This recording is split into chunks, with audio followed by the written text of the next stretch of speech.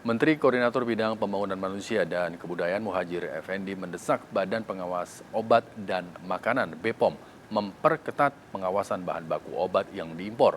Hal ini diperlukan untuk mencegah peredaran obat sirup anak yang tercemar unsur berbahaya dan mengakibatkan kasus gagal ginjal akut pada anak yang mematikan.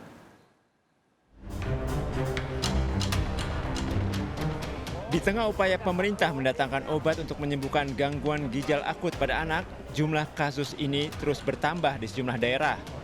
Kondisi ini terjadi antara lain akibat obat sirup yang diduga tercemar unsur berbahaya terlanjur beredar di masyarakat. Hingga pekan ini, jumlah kasus gagal ginjal pada anak mencapai 269 kasus dan 157 orang diantaranya meninggal dunia. Pemeriksaan yang dilakukan Kementerian Kesehatan menduga pemicu gagal ginjal akut pada anak adalah kandungan unsur etilen glikol dan dietilen glikol pada obat sirup yang di atas ambang batas. Menteri Koordinator Bidang Pembangunan Manusia dan Kebudayaan Muhadjir Effendi menyatakan seharusnya BPOM terlibat dalam pengawasan bahan baku obat dan makanan yang diimpor. BPOM perlu dilibatkan di dalam melakukan pengawasan obat-obat bahan baku impor.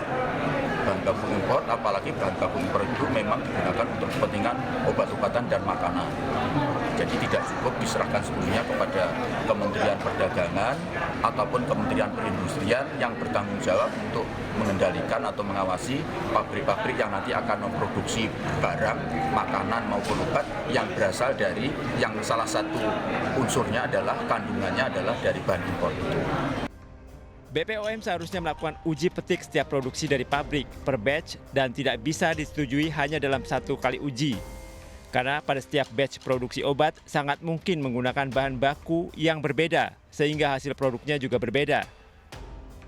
Menurut Peraturan Presiden Nomor 80 Tahun 2017, tugas utama BPOM adalah melakukan pengawasan obat dan makanan, termasuk diantaranya pengawasan terhadap bahan baku obat, termasuk obat tradisional, bahan baku makanan, zat adiktif, kosmetik, dan panganan olahan. Dari Surabaya, Jawa Timur, Yuda Prawira melaporkan.